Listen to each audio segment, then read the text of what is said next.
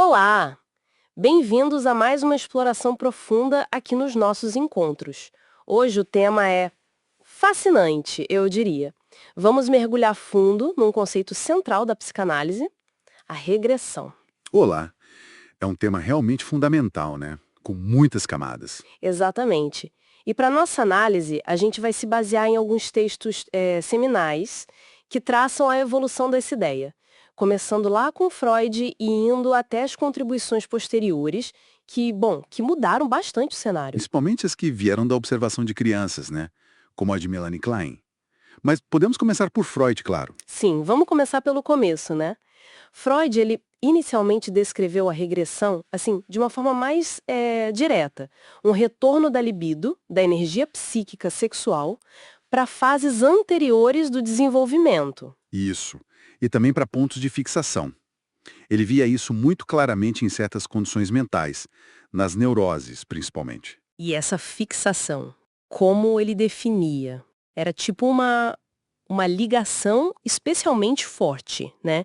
Do instinto com o seu objeto, ou com uma fase específica do desenvolvimento oral, anal, genital. Exatamente.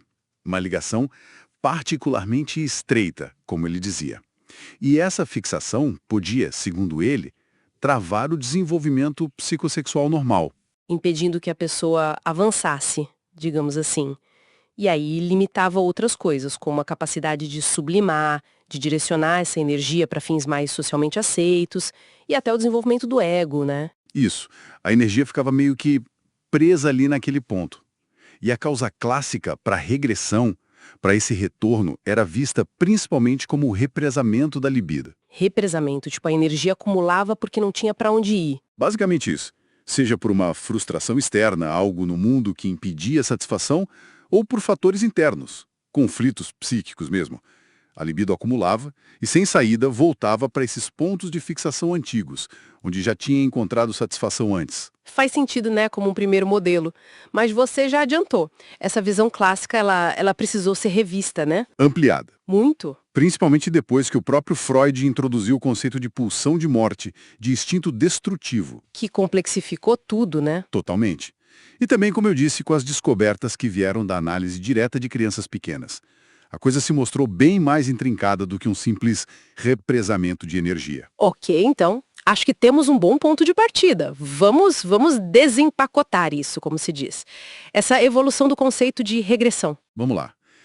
Acho que um bom jeito de começar a expandir essa visão é justamente falando da importância da análise de crianças. Melanie Klein, né, principalmente. Sim, o trabalho dela e de outros analistas de crianças foi um divisor de águas, porque permitiu observar os processos psíquicos mais primitivos quase que em tempo real, sabe? Em vez de reconstruir tudo a partir da análise de adultos, né? Exatamente. Com as crianças era possível ver ali na hora como as fixações se formavam, como os desejos libidinais se entrelaçavam com a agressão desde muito cedo. Agressão já tão cedo. Sim, muito cedo. E a ansiedade que surgia disso. As defesas que a criança pequena utilizava, defesas bem primitivas, como a projeção, a introjeção, a cisão. E as fantasias, né? Imagino que isso também ficasse mais evidente. Fundamentalmente, as fantasias inconscientes, que para Klein eram a expressão direta dos impulsos, a verdadeira realidade psíquica da criança, e até a formação de símbolos, como a criança começava a representar o mundo interno e externo. Tudo isso podia ser observado ali, na relação com o analista, no brincar. O brincar como via de acesso, né? O brincar como a via régia por inconsciente infantil, assim como os sonhos eram para os adultos na visão freudiana. Tem um exemplo muito citado, acho que ilustra bem isso que você está falando, aquela menina de 16 meses. Ah, sim, o caso da menina que brincava de alimentar os pais.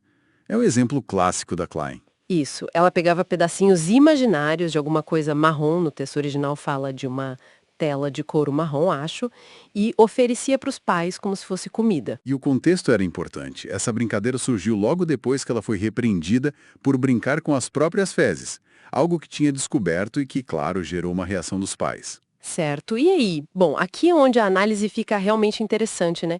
Porque essa brincadeira simples, ela condensa um monte de coisas. Exatamente. Analisando o jogo, a gente vê, primeiro, a fixação. O interesse original nas fezes, que foi frustrado, continua ali, né? Mas agora é disfarçado, simbolizado por outra coisa marrom. Então não é que a repreensão eliminou o interesse, só deslocou. Isso. E junto com a fixação, vem a ansiedade. O medo da repreensão dos pais, claro, mas também a culpa. Culpa pelos próprios impulsos, que a criança já fantasiava como agressivos, talvez ligados a sujar, a atacar com as fezes. Culpa tão cedo assim? Sim, ansiedades persecutórias e depressivas bem precoces. A criança teme ter destruído ou danificado o objeto bom, a mãe, o seio, com seus impulsos agressivos. Uau! E aí entra o desejo reparatório que você mencionou. Justamente. Ao alimentar os pais com o substituto das fezes, ela está tentando inconscientemente reparar o dano que ela fantasia ter causado. É um movimento de reconciliação, de restaurar o objeto bom. É uma tentativa de transformar algo mal, as fezes, a agressão, em algo bom, alimento, cuidado. Perfeito. E aí a gente vê também o início de uma sublimação. Ela pega um impulso original, que era direto e foi proibido, brincar com fezes, e o transforma numa atividade mais aceitável socialmente, que é a brincadeira simbólica de alimentar. Então, nesse pequeno jogo tem fixação, ansiedade, culpa, reparação e sublimação, tudo junto. Tudo junto e misturado, operando ali naquela cena aparentemente simples. E esse tipo de observação permitiu tirar conclusões mais gerais sobre as causas da fixação e da regressão, que vão muito além do simples represamento da libido. Certo. E quais seriam essas conclusões mais amplas, então? A partir dessa perspectiva que inclui a agressão, a ansiedade, a fantasia? Bom, primeiro a questão da ansiedade. Ficou claro que a ansiedade intensa ela própria contribui para a fixação. É como se a libido ficasse presa ali naquele ponto como uma defesa contra uma ansiedade insuportável. A fixação como defesa. Interessante. Sim. Por outro lado, uma ansiedade mais moderada, aquela que é tolerável, pode até estimular o desenvolvimento libidinal, impulsionar a busca por novas soluções, novas fases. Mas a ansiedade excessiva, essa sim paralisa e fixa. Então, a ansiedade é um fator-chave para entender por que alguém fica preso num ponto ou retorna para ele. Fundamental. E aí a pergunta seguinte é: de onde vem essa ansiedade tão intensa e precoce? E a resposta que emergiu foi, principalmente da agressão, dos impulsos destrutivos. Agressão de novo? Então, aqueles impulsos destrutivos orais de morder, devorar, e os anais de sujar, destruir, controlar, passaram a ser vistos como as causas primárias da fixação da libido? Exatamente. A ideia é que a libido é usada, desde muito cedo, para tentar neutralizar, controlar, dominar esses impulsos destrutivos e a ansiedade que eles geram. A fixação ocorreria nos pontos onde essa luta foi mais intensa ou onde a libido não deu conta de ligar a agressão. Então, a libido não busca só o prazer, ela tem essa função de contenção da destrutividade? Tem essa função vital de fusão, de ligação. E a fixação seria um ponto onde essa fusão talvez não tenha sido tão bem sucedida, deixando uma carga de agressão mais solta, digamos. A razão clássica, ela causava o represamento. E agora? Agora, a frustração continua sendo importante, claro, mas ela causa regressão não só porque represa a libido que não pôde ser satisfeita. Ela causa regressão, talvez principalmente, porque ela evoca ódio, agressão e, consequentemente, ansiedade. Ah, frustração ativa a agressão. Isso. A frustração reativa toda a problemática do sadismo pré-genital, oral e anal, com as fantasias e ansiedades associadas. A pessoa regride para aqueles pontos não só buscando uma satisfação antiga, mas também porque a frustração atual reativou os conflitos e ansiedades daquelas fases. Faz muito mais sentido pensar assim, né? Dá mais profundidade ao processo. Com certeza. E o que é fascinante aqui, e que a análise de crianças deixou muito claro, é como tudo isso, impulsos, ansiedades, defesas, opera através de fantasias inconscientes. Tal da realidade psíquica. Exatamente. Não importa tanto a realidade externa, concreta, mas como ela é vivida e processada internamente através dessas fantasias. Fantasias de perda, de destruição. Tipo, a criança que fantasia devorar a mãe, ou expulsar os pais de dentro dela, ou envenená-los com as fezes, essas coisas.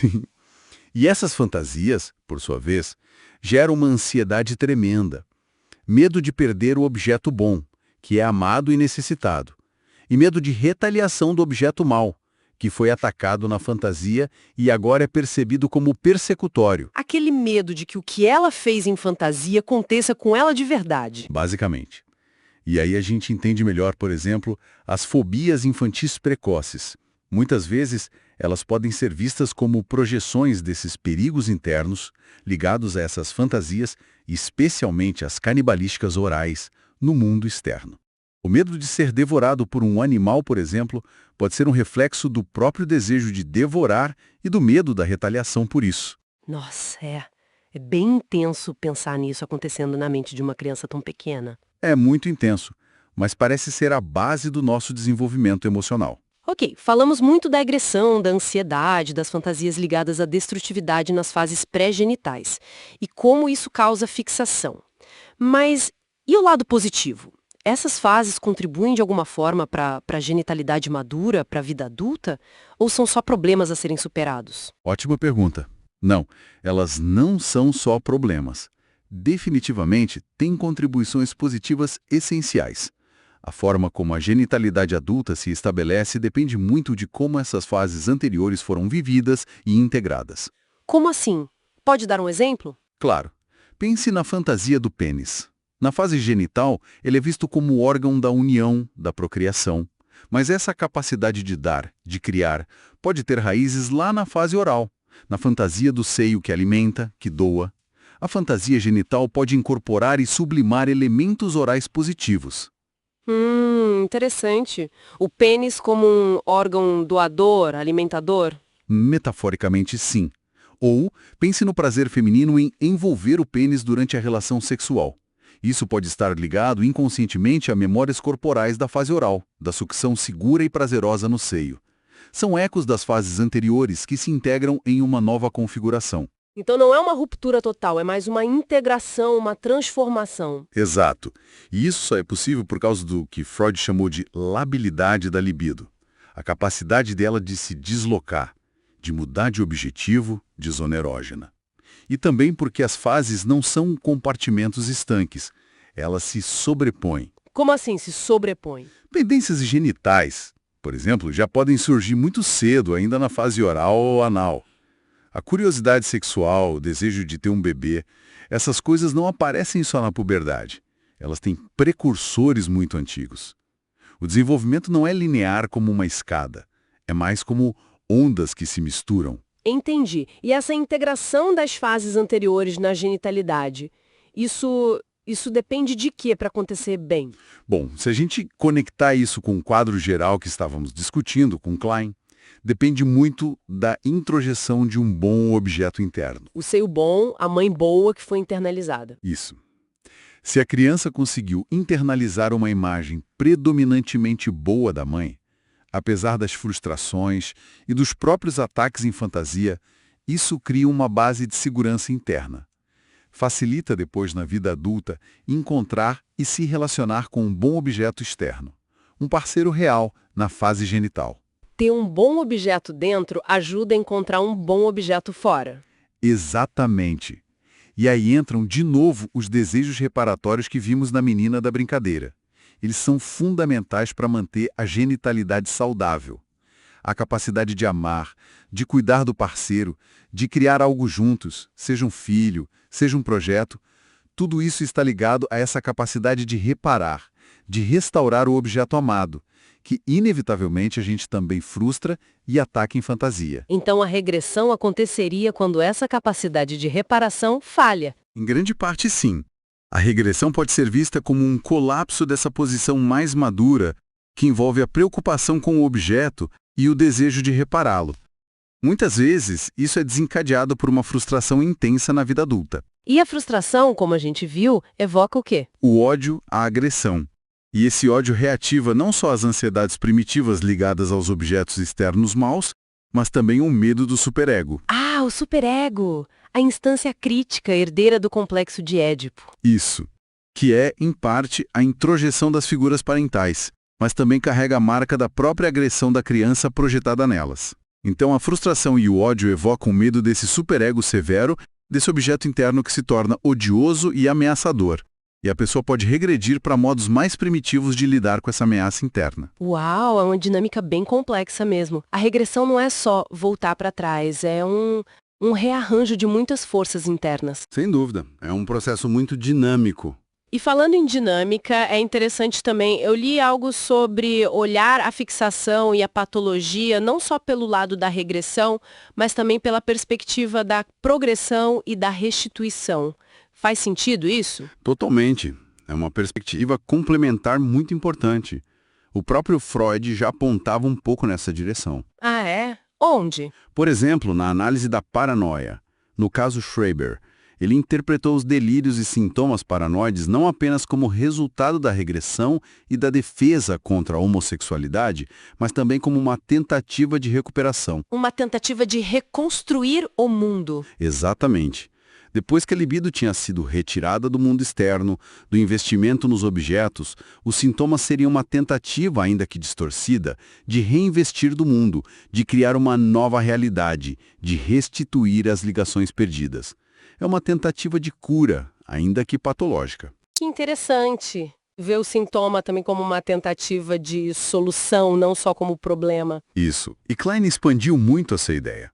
Ela via, por exemplo, as fobias e as neuroses obsessivas, que são consideradas menos graves que as psicoses, muitas vezes como tentativas de lidar, de modificar, de curar ansiedades psicóticas mais profundas e anteriores. Então, uma neurose obsessiva poderia ser uma defesa mais organizada contra um medo de desintegração, por exemplo? Poderia. Seria uma tentativa de impor ordem, controle, rituais, para conter um caos interno muito mais assustador. A neurose seria, nesse sentido, um passo progressivo em relação ao estado psicótico subjacente, embora ainda seja patológica, claro. Entendi. Isso nos leva a pensar que a vida mental não é só feita de regressão, mas desse fluxo constante, né? Entre progressão e regressão. Exatamente. Não existe um estado final de cura ou maturidade estático. A vida psíquica é um processo contínuo de ir e vir, de avançar e recuar, de construir e desconstruir defesas, de tentar novas integrações. A estabilidade que a gente alcança é sempre um compromisso dinâmico, um equilíbrio tenso entre essas forças progressivas e regressivas. Um equilíbrio precário, talvez. Muitas vezes sim. Um equilíbrio que precisa ser constantemente renegociado diante dos desafios internos e externos. E como que os grandes motores disso tudo, os instintos de vida e morte, entram nessa dança constante de progressão e regressão? A gente tocou nisso antes, mas talvez valha a pena aprofundar. Com certeza. Essa é a base metapsicológica mais profunda de tudo isso. Freud introduziu a pulsão de morte tardiamente, em Além do Princípio do Prazer. E isso mudou a forma de pensar a agressão, a compulsão à repetição? Mudou tudo. E outros autores, como Carl Abraham, que foi um colaborador próximo de Freud, detalharam o desenvolvimento dos instintos destrutivos lado a lado com o desenvolvimento libidinal. Ah, sim, Abraham descreveu aquelas fases do desenvolvimento da libido, oral, anal, fálica, genital, mas também as fases correspondentes da agressão, né? Exatamente. Ele falou, por exemplo, da fase oral canibalística, onde o objetivo destrutivo é incorporar e destruir o objeto. Depois, na fase anal expulsiva, o objetivo é destruir se livrando do objeto, expulsando. E na fase anal retentiva, o objetivo é controlar, dominar e, de certa forma, destruir o objeto pela retenção sádica. Então, cada fase libidinal teria seu correspondente destrutivo? Isso. E a ideia fundamental que emerge daí é que a fixação, aquele ponto problemático no desenvolvimento, ela não tem só uma carga libidinal, de prazer não resolvido. Ela tem intrinsecamente uma carga destrutiva associada. Vida, libido e thanatos, instinto de morte, destrutividade, ficou de alguma forma comprometida ou estabelecida de um modo particular, mais rígido, e quando a regressão acontece, Ela reativa esse nó específico, com sua mistura particular de libido e agressão. Isso levanta uma questão importante, né? Que você já mencionou antes, mas acho que agora fica mais claro, sobre a causa da regressão em si. Sim, Será que podemos mesmo continuar pensando nela só como resultado do represamento da libido? Ou essa visão, que agora inclui a agressão e a pulsão de morte, nos força a repensar isso? eu diria que força sim. A ideia de simples represamento fica insuficiente. Parece mais provável que a regressão resulte da falha da libido, da falha de Eros, em conseguir dominar, em conseguir ligar os impulsos destrutivos e a ansiedade que são despertados pela frustração. Ela tenta manter a progressão, tenta encontrar novas soluções, sublimar, reparar, mas se a carga de frustração é muito grande, ou se os pontos de fixação com sua carga destrutiva são muito fortes e são reativados, aí a agressão e a ansiedade transbordam. E a libido, então, fica represada não por falta de caminho para frente, mas porque ela foi, digamos, derrotada ou sobrepujada pela destrutividade e pela ansiedade. É uma forma de colocar. A energia libidinal que deveria impulsionar para frente acaba sendo usada, talvez, numa tentativa desesperada de conter o caos que foi reativado.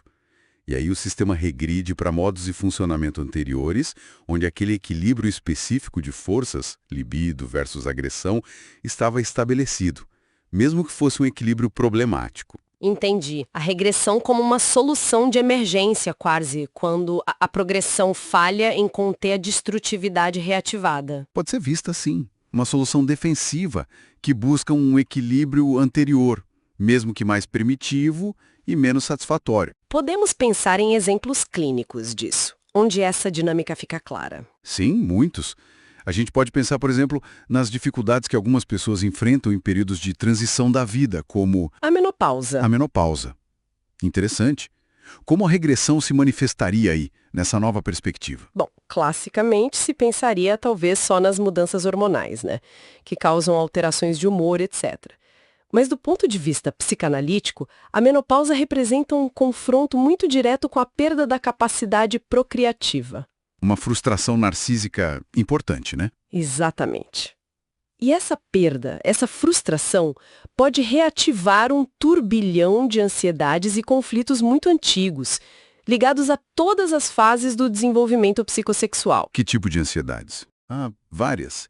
Pode reativar culpas inconscientes sobre a própria sexualidade, fantasias edípicas não resolvidas, medos profundos de ter um interior danificado ou estéril, o que pode estar ligado a fantasias destrutivas antigas de ter atacado o interior da mãe ou de ter sido atacada. Nossa! Pode reativar a inveja do pênis, sentimentos de rivalidade com os homens ou com mulheres mais jovens. Culpa em relação ao parceiro por não poder mais ter filhos, talvez?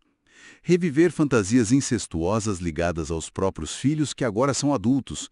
Enfim, é um momento que pode chacoalhar toda a estrutura psíquica. E a regressão seria a forma como o psiquismo lida com essa avalanche de ansiedades reativadas? Sim, a pessoa pode regredir para modos de funcionamento mais infantis, pode haver um aumento da demanda libidinal, buscar mais atenção, mais cuidados, como uma forma de defesa contra essa ansiedade e culpa. A regressão na menopausa ou em outras crises da vida acaba expondo os conflitos não resolvidos de todas as fases anteriores, que estavam ali, latentes, sob os pontos de fixação. Fica claro como a frustração, perda da capacidade reprodutiva, ativa ansiedades antigas ligadas à agressão, medo do interior destruído, culpa, e leva a uma regressão defensiva. Não é só hormônio. Definitivamente não. A biologia e a psique interagem de forma complexa. E um outro fenômeno clínico, a inibição. Como essa visão mais complexa da regressão, que inclui a agressão, ajuda a entender por que certas funções ou atividades ficam inibidas. A inibição é outro campo onde essa perspectiva é muito útil. Freud já falava da inibição, claro. Ele ligava, por exemplo, à erotização excessiva de uma função do ego. Se uma atividade fica muito carregada de prazer libidinal proibido, o ego a inibe para evitar o conflito.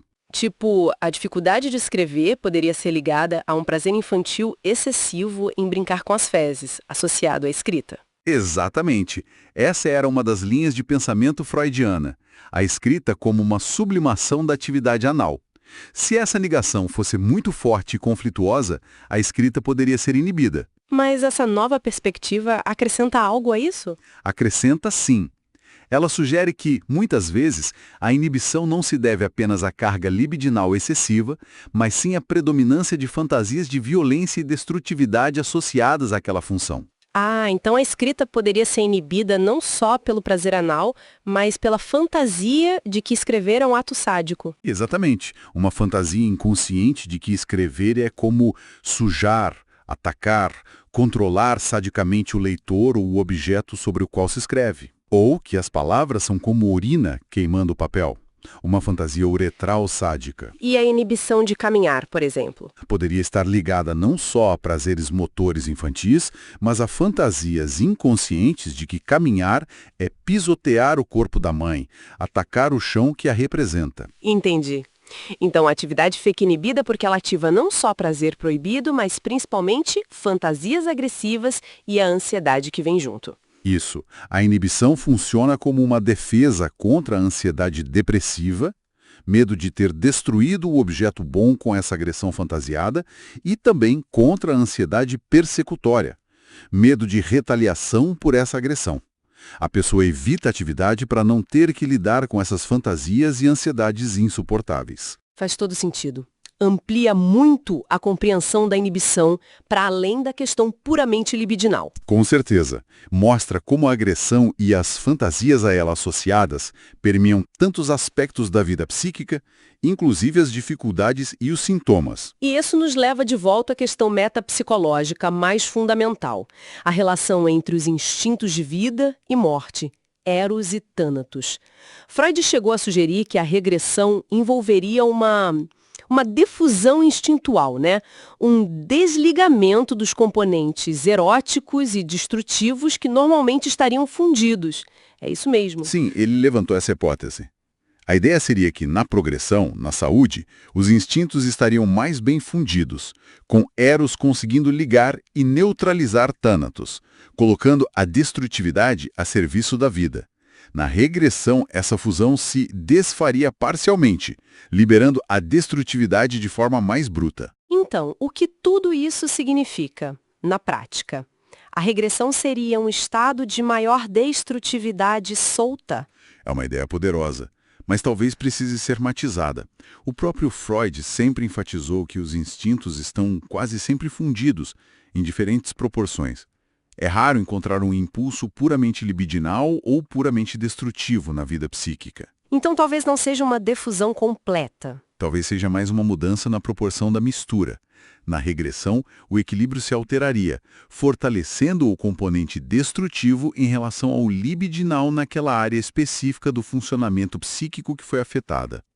Ou talvez um desligamento parcial, onde a capacidade de Eros de conter e direcionar Thanatos diminui. E os pontos de fixação teriam a ver com isso?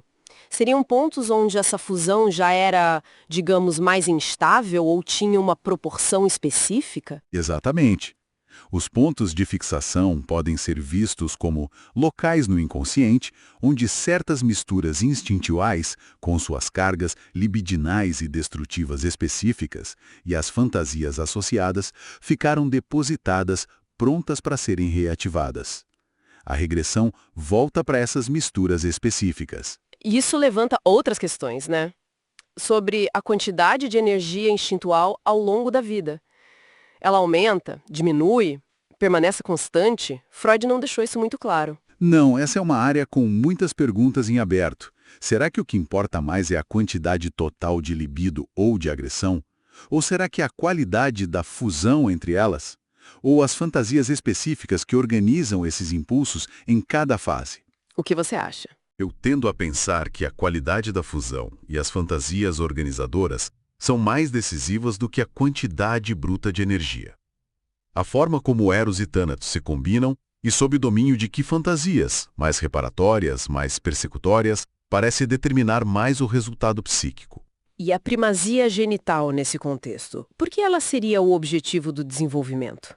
Talvez porque a organização genital madura, com sua ligação intrínseca com a capacidade de criar, seja filhos, seja outras coisas, de amar um objeto total, de reparar, seja a configuração psíquica mais capaz de subordinar a destrutividade a propósitos de vida.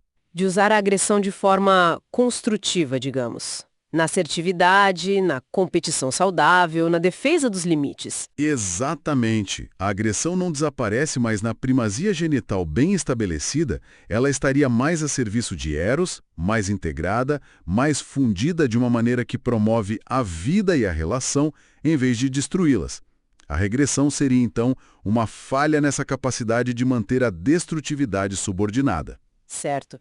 Acho que conseguimos fazer um percurso bem amplo, né? Saindo daquela ideia inicial de Freud. Do represamento da libido. Isso. E chegando a essa visão muito mais complexa, mais dinâmica da regressão, uma visão que inclui a ansiedade como motor, a agressão como força primária, As fantasias inconscientes como o palco onde tudo acontece. o papel do superego, das defesas primitivas, dos desejos reparatórios. E, no fundo, essa interação constante, essa luta em fusão entre os instintos de vida e de morte. Foi uma jornada em tanto essa nossa análise de hoje. Pois sim.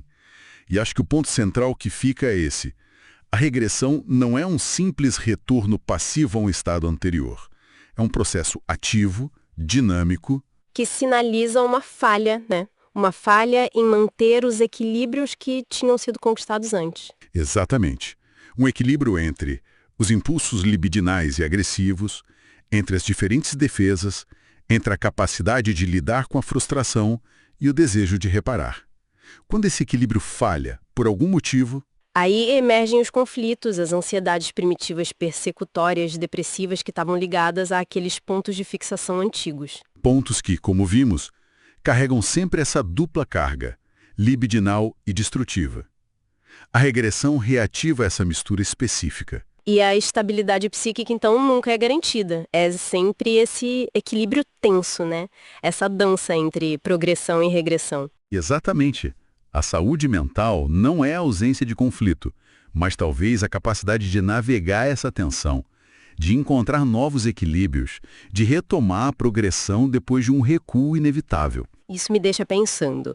Se a vida psíquica é essa dança contínua entre progressão e regressão, entre Eros e Thanatos, e se a função da libido, de Eros, é fundamentalmente ligar, neutralizar a destrutividade, Sim, então como a gente pode pensar resiliência psíquica? Talvez não como a capacidade de evitar o conflito ou a regressão, que parecem inevitáveis, mas sim como a capacidade contínua de modular, de refazer essa fusão instintual.